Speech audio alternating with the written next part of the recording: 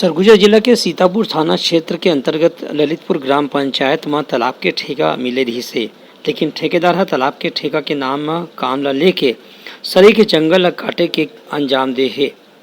यहाँ पे ललितपुर पंचायत के बिना अनुमति, बिना बताए, बिना जानकारी के, बिना वन विभाग द्वारा मनमानी घुस के जंगल में हम लोग जो रखे थे और अपने हिसाब से वो मनमाना मतलब कम से करीबन 1,500-2 हज़ार पेड़ को कटवा दिए हैं। ये मामला में वन विभाग डाले शिकायत करे के बाद एसडीएम सीतापुर आरोपी ठेकेदार के खिलाफ मामला दर्ज करके जांच के आदेश दे है। ग्राम ललितपुर से शिकायत आई है कि किसी ने उसमें अवैध रूप से पेड़ों की कटाई की है, ऐसा आवेदन आया हुआ है। तो उसमें प्रकरण दर्ज करके नोटिस जारी किया जा रहा है और जवाब लेने के बाद कार्रवाई की जाएगी। और मौके पर नायब तहसीलदार भी जा रहे हैं जांच करने के लिए, वहाँ बयान लेंगे, पंचनामा लेंगे और कार्रवाई करेंगे।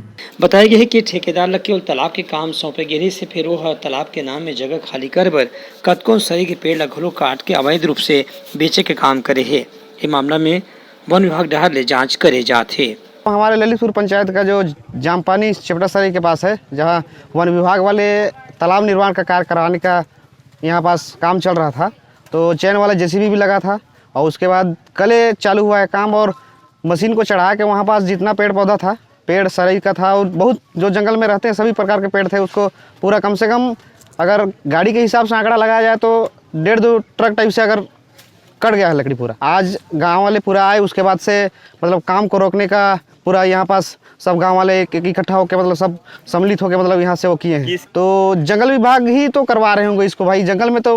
ब्यूरो रिपोर्ट उत्तलंघा न्यूज़।